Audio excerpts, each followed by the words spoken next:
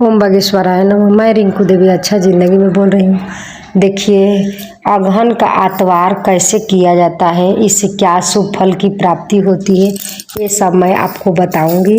तो देखिए, अगहन का आतवार जो लोग छठ पूजा बाद होता है, जो लोग को घर नियम ढंग है वो लोग करते हैं। तो अगहन का आतवार में अच्छा आतवार होता है तो सभी लोग करते हैं, और नहीं होता है तो नहीं करते हैं। वैसे जो लोग मन्नत मांगे रहते हैं, कुछ पढ़ाई लिखाई बच्चे का, चाहे कुछ भी चमरोग का भी लिए लोग व्रत करते हैं आतवार का, अगहन का। तो अगहन का पहला आतवार शुक्ल पक्ष में जो पड़ता है, उस आतवार को लोग उठा लेते हैं। उसके बाद 9 बोलते हैं, 5 बोलते हैं, 7 आतवार बोलते हैं। तो उस दिन उस व्रत को उठा करके उसके बाद उतना करके आतवार को, उसके बाद में व्रत को उद्यापन कर देते हैं। तो फिर अगहन मास में ही उद्यापन करना शुभ माना जाता है।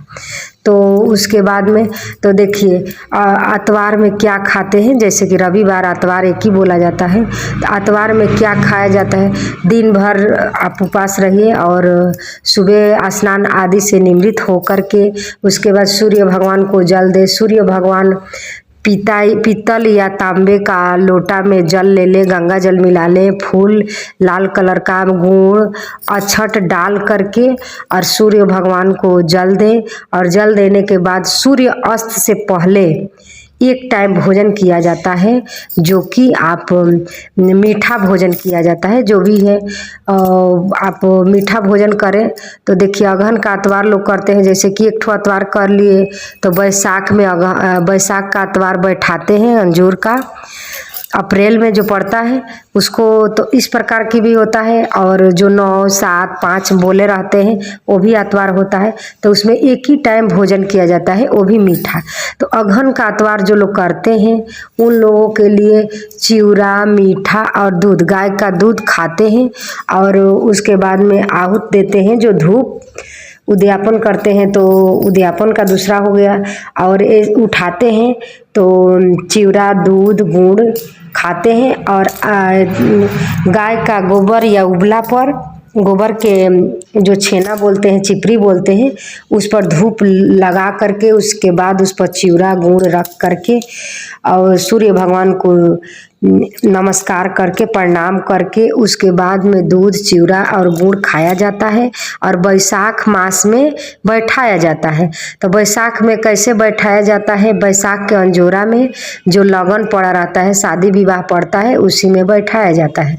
तो उसमें बैठाने के बाद उस समय क्या खाया जाता है, तो आटा को गोल गोल बनाकर घी में भूंज करके, मीठा का चाशनी बना करके, गुड़ का चाशनी बना करके वो सूर्य भगवान को चढ़ाया जाता है। पीढ़ा पर जो बैठते हैं, उस पीढ़ा को अच्छा नया वाला पीढ़ा लेते हैं, उस पर सूर्य भगवान को चित्र बना करके, उस पर फल प्रसादी चढ़ा करके, गुड़ चढ़ा करके, सूर्य भगवान को जल दे करके, और उसके बाद आम का जो खटमिठी बनता है गुड़ का, उसको बना करके और रोटी खाया जाता है बैसाख में। तो आतवार बैठाते हैं, पंडित को भी बुलाते हैं, बुला करके। वैसे नहीं हुआ, पंडित जी नहीं हैं, तो आप अपने से भी बैठा सकते हैं। पान कसैली लगता है, अर्घ लगता है, दूध का अर्घ देते हैं, जल से देते हैं सूर्य भगवान को। उसके बाद बैठाया जाता है।